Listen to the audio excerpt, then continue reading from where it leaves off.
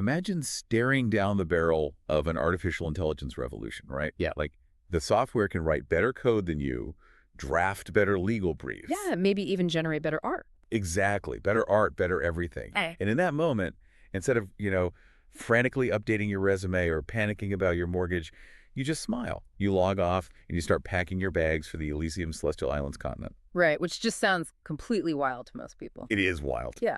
But today we're doing a deep dive into a group that believes the terrifying rise of AI isn't the end of human relevance. They actually think it's this cosmic cheat code, like a tool deliberately designed by the universe to trigger human ascension.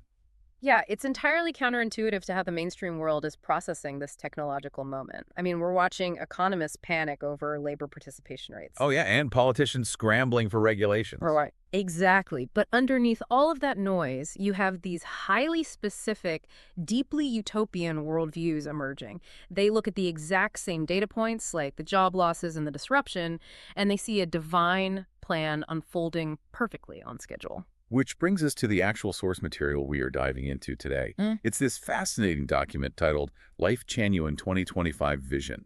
It was authored by a figure named Xu Feng at the very tail end of 2024. Right. And the mission for this deep dive is to explore how this one specific text manages to synthesize extreme technological disruption with a spiritual, commune-based lifestyle. And before we get too deep into the weeds, we should probably set the stage clearly for you, the listener. We are looking at a manifesto here. Yeah, absolutely. As your guides, we aren't here to endorse these beliefs or, validate their historical claims. We're simply cracking open this document to impartially unpack the ideas inside. It's just a window into how radically different groups are interpreting the exact same hyper-technological world we all share. Well said. And to really understand their vision for 2025 and beyond, you have to understand how they diagnose the present moment, because they don't see the world as just going through a rough economic patch. No, not at all. Right. The text operates from this foundational premise that humanity is currently undergoing an inescapable systemic collapse. Okay, let's unpack this, because the language the author uses, it does not pull any punches. The document opens by declaring that the world is in the midst of earth-shaking changes. Yeah, that's the exact phrase they use. Right, and it points directly at AI and new software applications. It states that they are comprehensively overturning traditional lifestyles and fixed ways of thinking. But the phrasing is just incredibly bleak for anyone clinging to the status quo. Oh, it's super stark. There's this quote that really struck me. It says, "Yesterday's glory has become today's desolation. Yesterday's prosperity has turned into today's decline. And today's thriving industries will become tomorrow's ashes." Tomorrow's ashes. Tomorrow's ashes. That is an apocalyptic framing of a software update. It really is. What's fascinating here is how this text frames technological disruption. Like, in a standard tech analysis, AI is a tool that shifts capital or, increases productivity. Right. GDP goes up, jobs shift. Exactly. But this document elevates AI to the level of an evolutionary filter. They are highlighting the severe duality of this technology.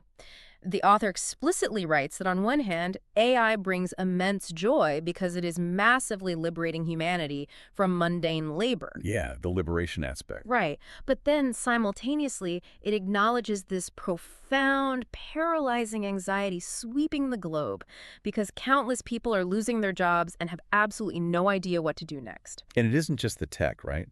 The text layers this AI disruption on top of relentless natural disasters and surging waves of humanitarian crises. Yes, they lump it all together. Yeah, into what they call a grand reorganization of the world. And they issue a very stark warning. Basically, anything that is incapable of adapting to these changes will inevitably be ruthlessly eliminated. Ruthlessly eliminated. It's intense. It feels less like an economic forecast and more like, a diagnosis of planetary metamorphosis. Think of their view of AI like a cosmic universal basic income. Oh, I like that analogy. Right.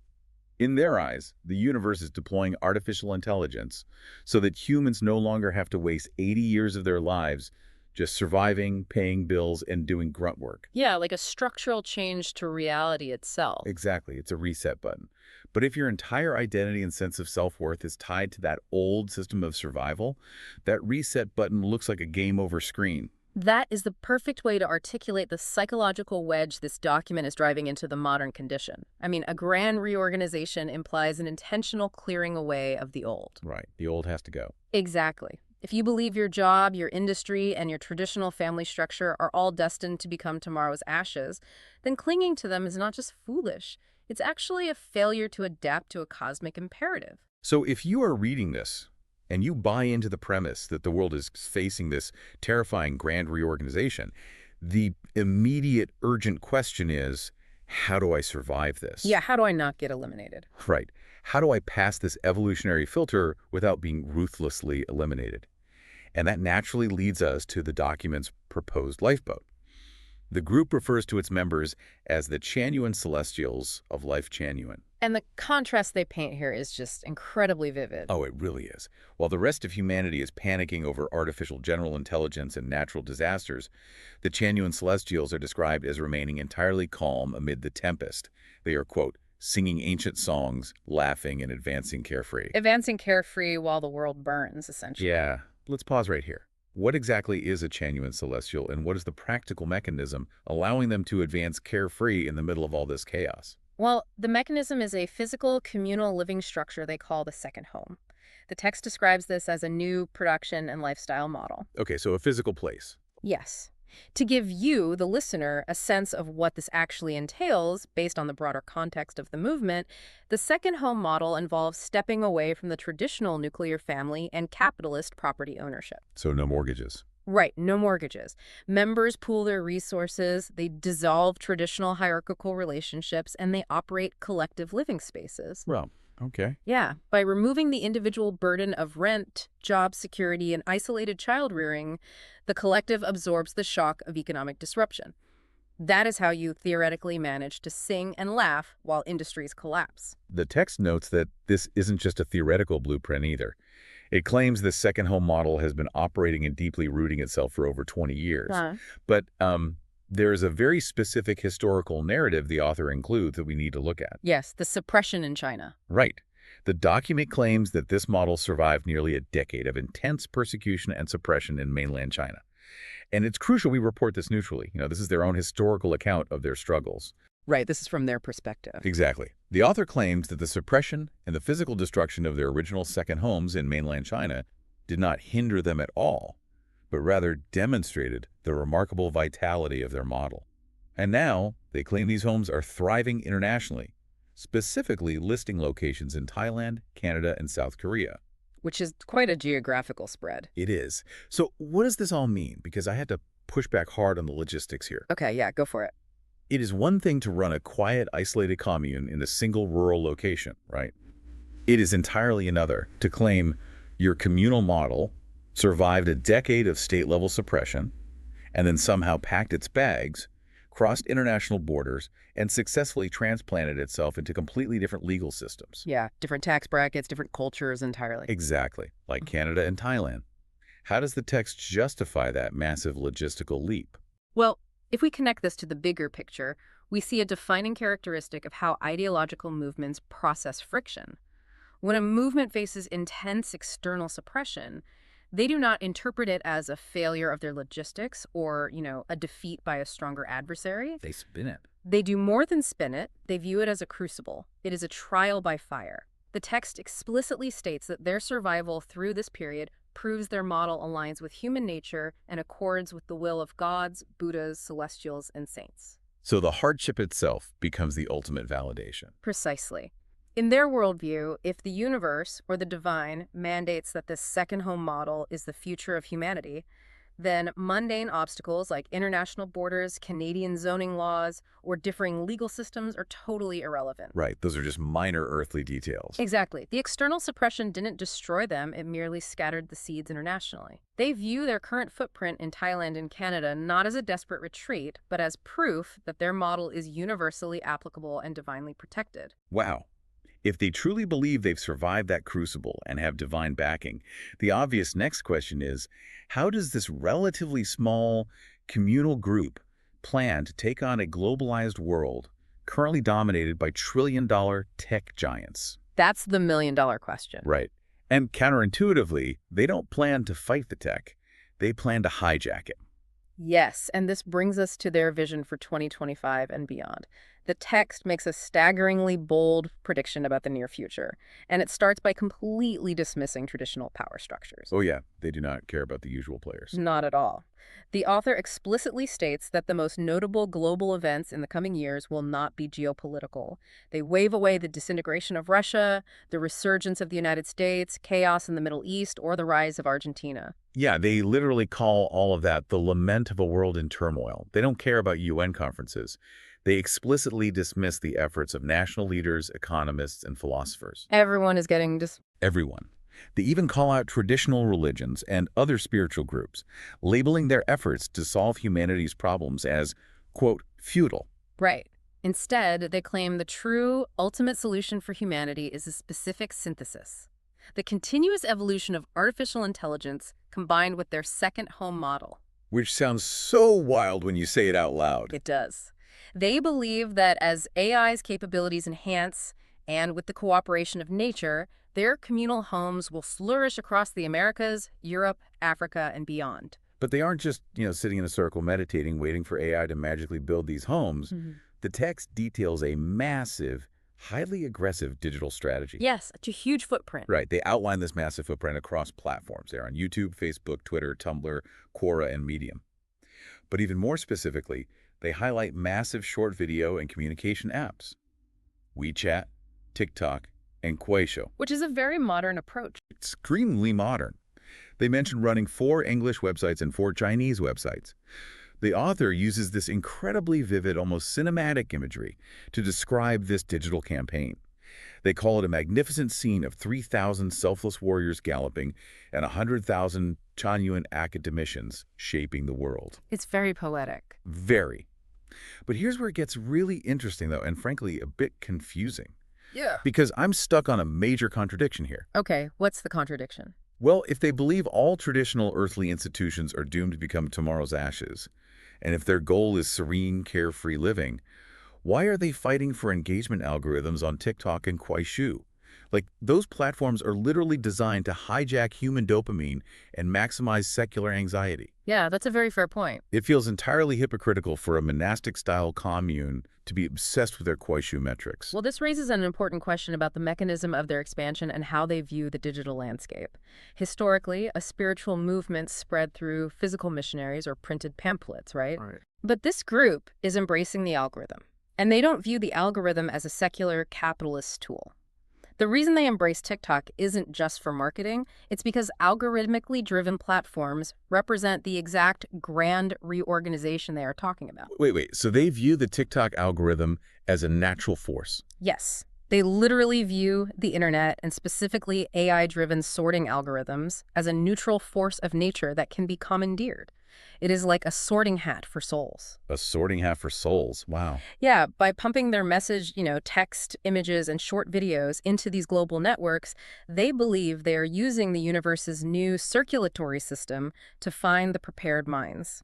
They aren't hiding from the hypermodern tools of the 21st century. They are actively harnessing them because they believe AI was given to humanity specifically to facilitate this global unification. That is a wild reframing. I mean, they were basically rebranding AI from a Silicon Valley product into a digital messiah. That's exactly what they're doing. Okay, let's assume their TikTok strategy actually works. Let's follow this logic all the way to its conclusion.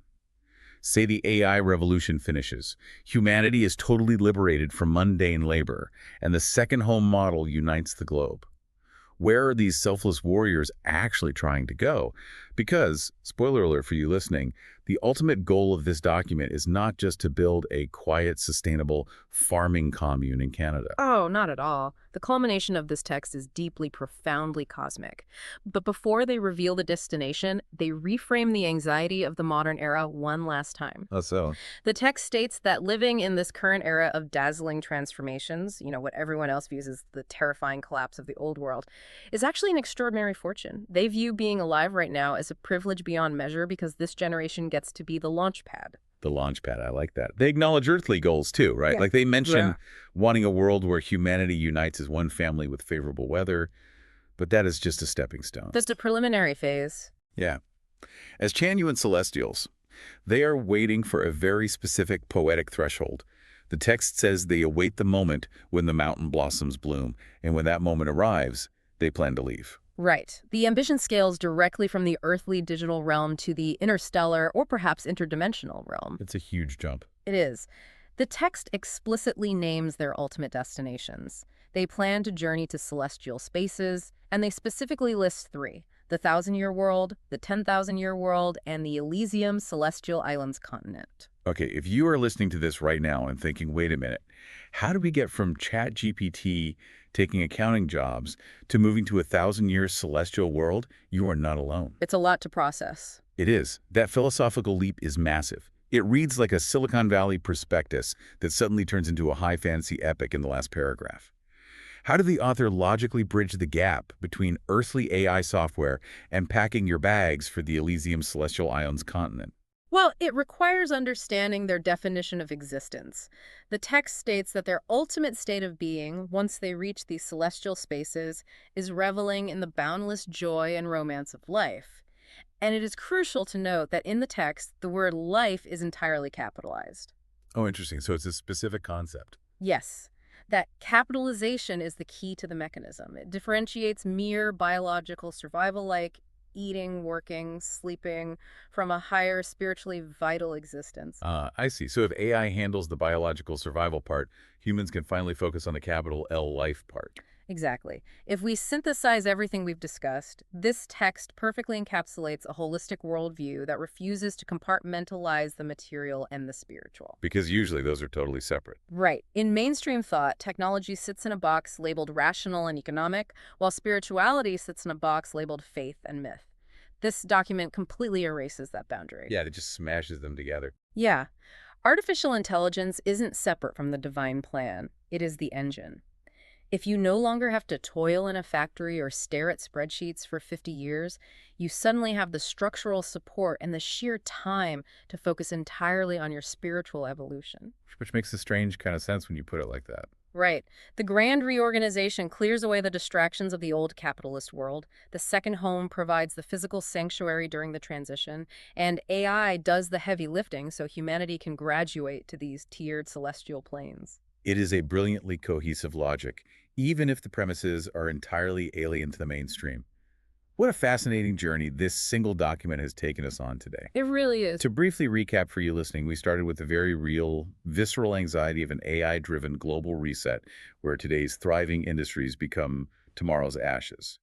Then we explored their proposed lifeboat, the communal second home model. Which claims to have survived a decade of intense suppression to prove its divine validity and spread internationally. Right.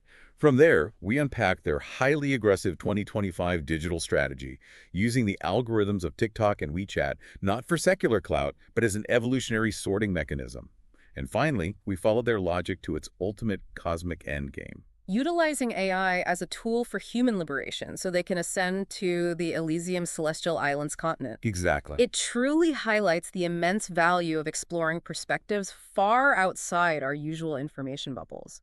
I mean, as the technological revolution accelerates, understanding how radically different groups process these massive changes gives us a much clearer picture of human psychology. Oh, absolutely. It shows us that humanity's search for profound meaning isn't going to be erased by AI. It is just going to find new, sometimes astonishing frameworks to integrate it. And I want to leave you with a final provocative thought to mull over as you go about the rest of your day. We just explored how a highly specific, spiritually driven group views artificial intelligence not as a soulless threat, but as a divine tool designed by natural laws to liberate humanity for cosmic pursuits.